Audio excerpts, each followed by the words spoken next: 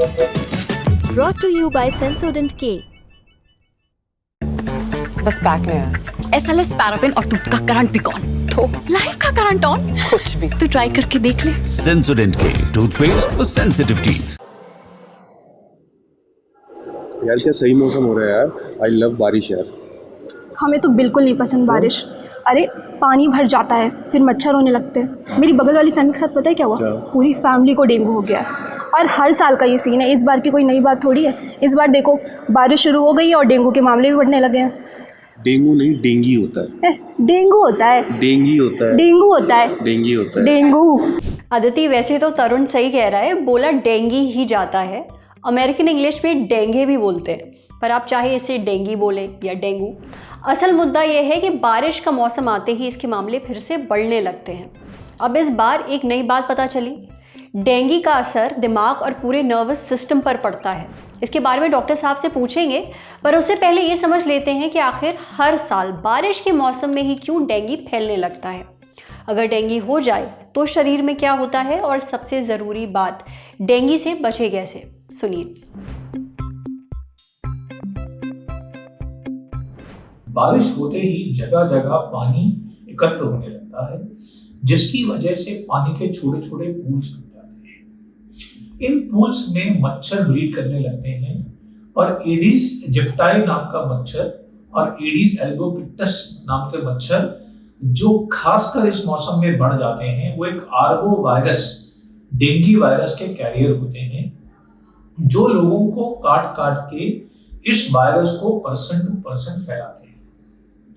जितने ये मच्छर बढ़ते जाते हैं उतना ही वायरस फैलता जाता है। डेंगू के लक्षण हैं तेज बुखार, जो बहुत शरीर में दर्द करता है, ठंड लगना, बुखार लगातार रहना, ना टूटना, जोड़ों में दर्द, मसल्स में दर्द, पेट में सीवियर दर्द और पेट फूलना, पेट गैस से तना होना, कभी कभी उल्टी और दस्त, शरीर में रैशेस, सुस्ती और कभी कभी खांसी होना।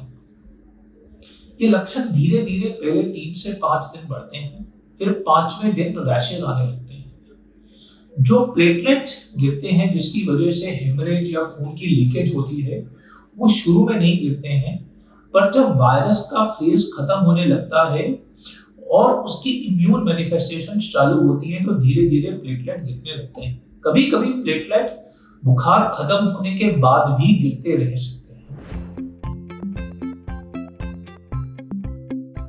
डेंगू का वायरस नर्व और मसल्स और मस्तिष्क को भी अफेक्ट कर सकता है, क्योंकि ये न्यूरोट्रोपिक वायरस हो सकता है। इसकी वजह से मसल्स में दर्द, मसल में वीकनेस, जोड़ों में दर्द, नर्व का पैरालिसिस जिसे हम GBS कहते हैं, सर में तेज दर्द, बेहोशी, व्यवहार में बदलाव और दौरे हो सकते हैं। दिमाग पे इस असर को हम डेंगू एन्सेफेलोपैथी बोलते हैं या डेंगू एन्सेफेलाइटिस बोलते हैं।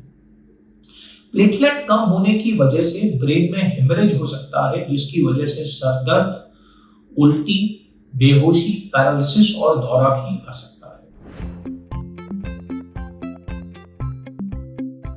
डेंगू की इस खतरनाक बीमारी से बचा भी जा सकता है। इसके लिए हमें पर्सनल लेवल पे, कम्युनिटी लेवल पे और सरकारी लेवल पे कदम उठाने की जरूरत है। पर्सनल लेवल में आपके घर के आसपास जहां जहां पानी इकट्ठा हो रहा है, जैसे खाली कूलर, पौधों के गमले, छोटे छोटे टब, गार्डन में जगह जगह पूडल्स बन जाते हैं पानी के, उन सबको क्लियर करने की जरूरत है। अपने घर के आसपास साफ सफाई बरतने की जरूरत है।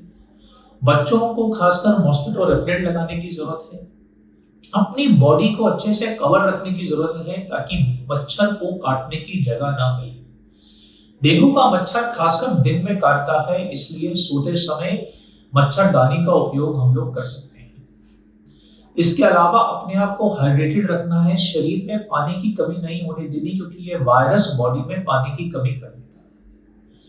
फल और सब्जियां और एंटीऑक्सीडेंट्स खाना है, जो शरीर की इम्यूनिटी को बेटर करता है, जो हमें वायरस से लड़ने की ताकत देती है और इन्फेक्शन होते हुए सीरियस बीमारी होने से बचाती है। इसके साथ साथ हमें कम्युनिटी लेवल पे काम करना है, क्योंकि अगर हम अपने घर को साफ कर भी लेंगे तो हमारे आसपास पानी इकट्ठा नहीं होना चाहिए, पानी के पूल्स नहीं बनने चाहिए।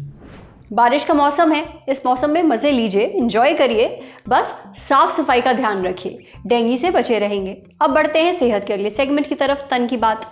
माउथ वॉश से कैंसर का खतरा क्यों है, डॉक्टर से जानिए।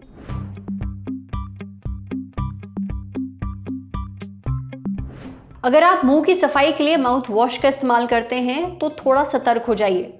हाल फिलहाल में हुई एक स्टडी से पता चला है कि कुछ खास तरह के माउथ वॉश से कैंसर का खतरा है। इस स्टडी को इंस्टीट्यूट ऑफ ट्रॉपिकल मेडिसिन, जो कि बेल्जियम में है, वहाँ किया गया है। जर्नल ऑफ मेडिकल माइक्रोबायोलॉजी में इसे छापा गया है। स्टडी में कुल 59 लोगों ने हिस्सा लिया। इन सभी से 3 महीने तक अल्कोहल बेस्ड माउथ वॉश इस्तेमाल करने के लिए कहा गया। अल्कोहल बेस्ड यानी कि जिसमें अल्कोहल भी हो, अभी आपके पीने वाली अल्कोहल नहीं है।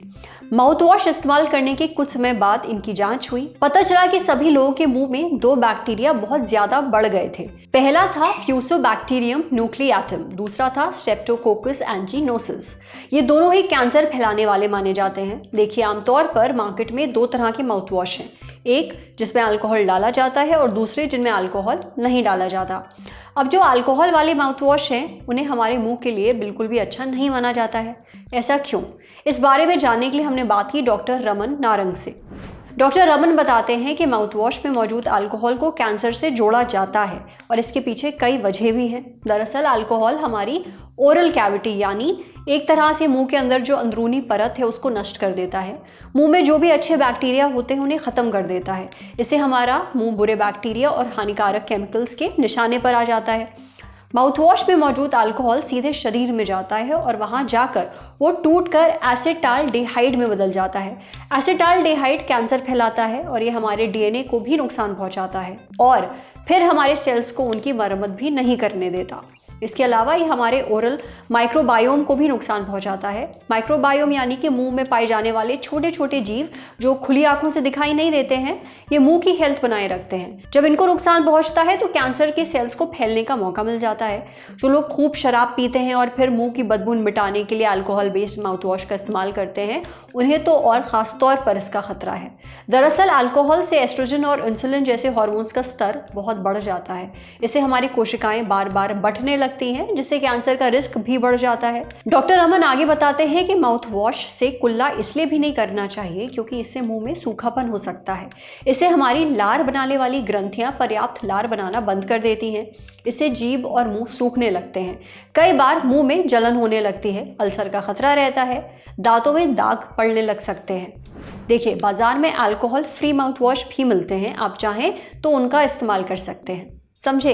अब बारी है सेहत के आखिरी सेगमेंट की, खुराक यानी झक्कासी हेल्थ टिप। दही को नमक के साथ खाना ज्यादा हेल्दी है या शक्कर के साथ? दही हम सबके घरों में ही खाया जाता है, कभी सादा तो कभी चीनी के साथ। कुछ लोग दही में नमक भी डालते हैं, जैसे कि रायता बनाते वक्त। स्वाद बढ़ाने के लिए कई बार थोड़ी चीनी भी डाल दी जाती है और यही से शुरू होती है एक बहस बरसों पुरानी कि आखिर दही को चीनी के साथ खाना ज़्यादा बेहतर है या फिर नमक के साथ। अब यही सवाल हमने डाइटिशियन अनु अग्रवाल से भी पूछा। डाइटिशियन अनु ने बताया कि सबसे अच्छा तो है सादा दही खाना। इसमें बहुत सारे पोषक तत्व होते हैं, यानी दही में बहुत सारे पोषक तत्व होते हैं, जैसे कि प्रोटीन है, कैल्शियम, पोटाशियम, मैग्नीशियम और बी विटामिन्स। ये प्रोबायोटिक भी होता है, यानी हमारे पाचन तंत्र में मौजूद अच्छे बैक्टीरिया को सही से काम करने में मदद करता है, इम्यूनिटी बढ़ाता है। साथ ही दही खाने से सूजन, गैस और कब्ज जैसी परेशानियां भी नहीं होती। दही में लैक्टोज भी कम होता है। कैलोरीज की बात करें तो 100 ग्राम दही में 98 कैलोरी होती है। अगर आप सादा दही नहीं खाना चाहते हैं तो उसमें आप नमक या चीनी डाल सकते हैं। पहले दही नमक के कॉम्बिनेशन को समझते हैं। दही में होता है एसिड, फिर जब इसमें नमक डाला जाता है तो ये एसिड बैलेंस हो जाता है और फिर इसे पचाना आसान होता है, हमें एसिडिटी नहीं होती। नमक में सोडियम भी होता है, तो जिनके शरीर में सोडियम की कमी है या इलेक्ट्रोलाइट्स कम है उन्हें दही में नमक मिलाकर खाना चाहिए। हालांकि अगर आपको हाई बीपी की दिक्कत है तो अपनी डाइट में नमक कम कर दीजिए। देखिए, नमक शरीर में पानी को रोक कर रखता है। जब हम ज़्यादा नमक खाते हैं तो खून में पानी भी ज़्यादा रहता है। इससे हमारे खून की नलियों पर दबाव पड़ता है, जिससे ब्लड प्रेशर बढ़ जाता है। WHO भी हर दिन 2 ग्राम सोडियम खाने की सलाह देता है, यानी कि करीब 5 ग्राम नमक। ज़्यादा नमक खाने से ब्लड प्रेशर तो हाई होता ही है, हार्ट अटैक, स्ट्रोक और किडनी से जुड़ी दिक्कतों का खतरा भी बढ़ जाता है। इसलिए अगर ऐसी कोई भी दिक्कत है तो दही नमक ना खाएं। जो लोग वजन कंट्रोल करना चाह रहे हैं वो दही नमक खा सकते हैं अगर उन्हें कोई और समस्या नहीं है तो। 1 चम्मच नमक में 0 कैलोरीज होती हैं। अब दही चीनी के कॉम्बिनेशन को समझते हैं। डाइटिशियन अनु बताती हैं कि चीनी कार्बोहाइड्रेट का ही एक रूप है और कार्ब्स खाने से हमें तुरंत एनर्जी मिलती है। ऐसे में आप दही चीनी खा सकते हैं, हालांकि डायबिटीज़ के मरीजों को इससे दूर रहना चाहिए वरना शुगर का लेवल बढ़ सकता है। इसके अलावा जो लोग अपना वजन घटाना चाहते हैं वो भी इसे ना खाएं क्योंकि इसमें कैलोरी बहुत होती है। माने 100 ग्राम दही में 98 कैलोरी और फिर 1 चम्मच चीनी में 48 कैलोरीज होती हैं। चाहे तो चीनी के बजाय दही में गुड़ या मिश्री आप मिला सकते हैं, ये थोड़ा बेहतर है। बहरहाल आप अपनी हेल्थ और पसंद के हिसाब से कोई भी कॉम्बिनेशन चुन सकते हैं। आज सेहत पर इतना ही। अगर आप एक डॉक्टर हैं, हमसे कुछ शेयर करना चाहते हैं तो जो ईमेल आईडी इस वक्त आपको अपनी स्क्रीन पर दिख रही है उस पर हमें एक मेल भेज दीजिए। शुक्रिया।